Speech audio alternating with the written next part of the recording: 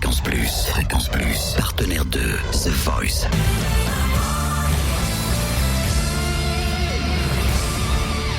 Du lundi au vendredi, 18h, Totem vous livre des exclus, des interviews, des anecdotes.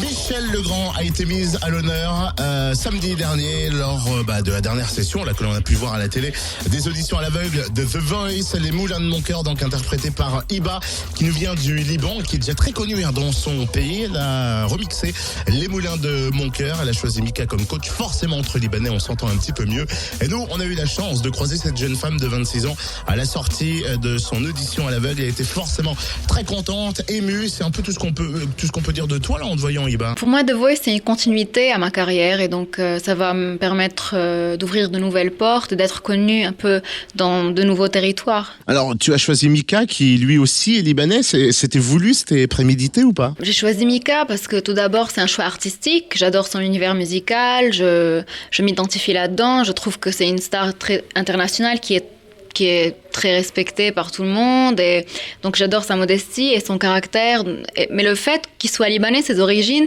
c'est un plus aussi parce que je m'identifie à lui, et donc au Liban on est très fiers de son parcours, et donc pour moi essayer d'échanger avec lui de nouvelles idées, d'être coaché par lui, c'est une belle chance pour moi, et donc j'ai choisi Mika pour ça. Tu parles du parcours de Mika qui est énorme, clair et net, et ton parcours à toi, tu as commencé quand, comment? Ma carrière a commencé au Liban quand j'avais 19 ans.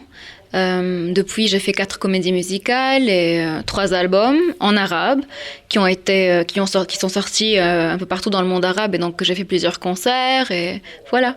Quand tu t'es retrouvée sur le plateau de The Voice, est-ce que tu étais stressée, toi qui as quand même l'habitude des plateaux télé? Ou c'est pour toi une habitude, parce que finalement tu es aussi habitué des émissions de télé? Moi, chaque fois que je monte sur scène, j'ai le trac. Pour moi, la scène, c'est une très grande responsabilité. Il faut jamais prendre ça à la légère, parce que le public, il faut le respecter. Il faut se donner à fond à chaque fois qu'on est sur scène. Donc, on s'habitue jamais au trac. Il est toujours là. T'as une voix de fou, sans déconner. Hein. Tu la travailles quand même? Comment tu le fais? Bon, il faut dire que c'est un don de Dieu, mais c'est un don qu'on peut travailler. Bon, bien évidemment, j'ai suivi des cours de chant lyrique, parfois chant moderne. Je travaille ma voix toujours. Depuis que j'ai 13 ans, je suis des cours de vocalise, de solfège, donc je maintiens ma voix.